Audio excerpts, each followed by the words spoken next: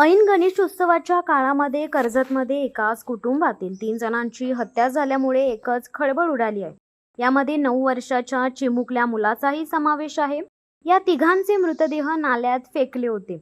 अखेरीस पोलिसांना तिहेरी हत्याकांडाचा उलगडा करण्यात यश आले आहे। घर नावावर केले नाही म्हणून सख्या भावांनीच भाऊ, वहिनी आणि पुतण्याचा खून केल्याचे उघड झाले। पोलिसांनी दिलेल्या माहितीनुसार बोरगाव येथील जैतू पाटील यांनी 15 वर्षापूर्वी पोशीर इथे घर बांधले आणि ते कुटुंबासोबत इथे राहू लागले होते। जैतू पाटील यांना मदन आणि हनुमंत अशी 2 मुले होती। दोन्ही मुलांची लग्न लावून दिल्यानंतर ते पत्नीसह बोरगाव या आपल्या मूळ गावी राहायला गेले। 2 भाऊ मदन आणि हनुमंत हे त्यांच्या कुटुंबासह पोशीर इथे राहत होते। हनुमंत हा गवंडी काम करायचा, तर मदन पाटील याची पत्नी अनिशा या इथे आरोग्य विभागात आशा सेविका म्हणून कार्यरत होत्या। वडिलांनी बांधलेले घर मदन याच्या नावावर होते। ही बाब हनुमंत याला खटकत होती। वडिलांनी बांधलेल्या घराचा अर्धा भाग आपल्या नावावर करून द्यावा यासाठी हनुमंत आग्रही होता।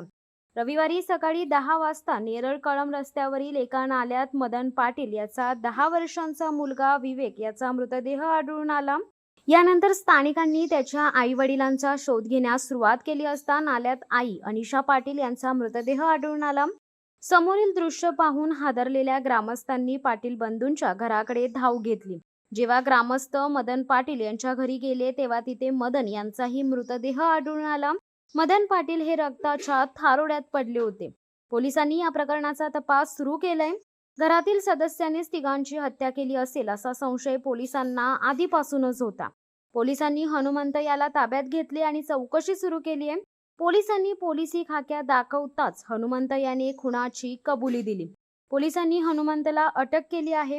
शवविच्छेदन अहवाल आणि पोलिसांच्या तपासात धारदार शस्त्राने वार केल्याचे निष्पन्न झाले। मात्र त्याने ज्या शस्त्राने हत्या केली आहे ते हत्यार अद्यापही हस्तगत केले नाही। या प्रकरणाचा अधिक तपास गुन्हे अन्वेषण शाखा व सहाय्यक पोलीस निरीक्षक शिवाजी ढवळे आणि त्यांची टीम करीत आहे। नेरळ पोलीस ठाण्याच्या हद्दीमध्ये चिकनपाडा गाव आहे। त्या ठिकाणी तिहेरी हत्याकांड झालेलं होतं। एकाच घरातल्या 3 जणांचे मृतदेह जे आहेत हे ओढ्यामध्ये मिळालेले होते। याचा तपास कर्जत डिव्हिजनचे SDPO नेरळ पोलीस स्टेशनचे API ढवळे आणि LCB श्री बाळासाहेब खाडे अशी जी टीम तपास करत होती। या तपासामध्ये असं लक्षात आलं की जो मृतक आहे त्याचा सक्का भाऊ हनुमंत यानं आपल्या स्वतःच्या सक्का भाऊ, त्याची पत्नी आणि 11 वर्षाचा मुलगा या तिघांना रात्री झोपेतच कुऱ्हाडीनं मारून टाकलेला आहे आणि पुरावे नष्ट करण्यासाठी घराच्या मागे जो ओढा वाहतो त्या ओढ्यामध्ये त्यांनी पण हे मृतदेह आहे ते टाकून दिले आणि पुरावा नष्ट करण्याचा प्रयत्न केला। आरोपीनं स्वतःचा प्रेझेन्स रात्रभर घटनास्थळावर नव्हता हे दाखवण्यासाठी जवळच असलेल्या पोशीर गावामध्ये त्याचा चुलत मामा राहतो या ठिकाणी तो रात्रीच गेलेला होता आणि तिथं जेवण करून झोपलेला होता आणि असं दाखवण्याचा प्रयत्न होता की मी त्या ठिकाणी नव्हतो।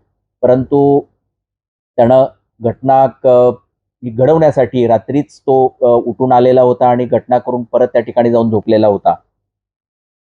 घटना झाल्यानंतर त्यानं ड्रेस बदललेला होता। हा एक पुरावा जो आहे त्याच्यावरून तो लक्षात आलं की त्यानं केलेला आहे आणि एक CCTVचा पुरावा मिळाला की ज्यामध्ये तो त्या गावातून चिकनपाड्यामध्ये आलेला पण दिसतो आहे। त्यावरून तो निष्पन्न झाला आणि त्यानं हे असं अघोरी असं कृत्य केलेलं लक्षात आलेलं आहे। त्याला या गुन्ह्यामध्ये अटक करण्यात आलेली आहे। शिवसत्ता टाइम्ससाठी संदेश साळुंके, नेरळ।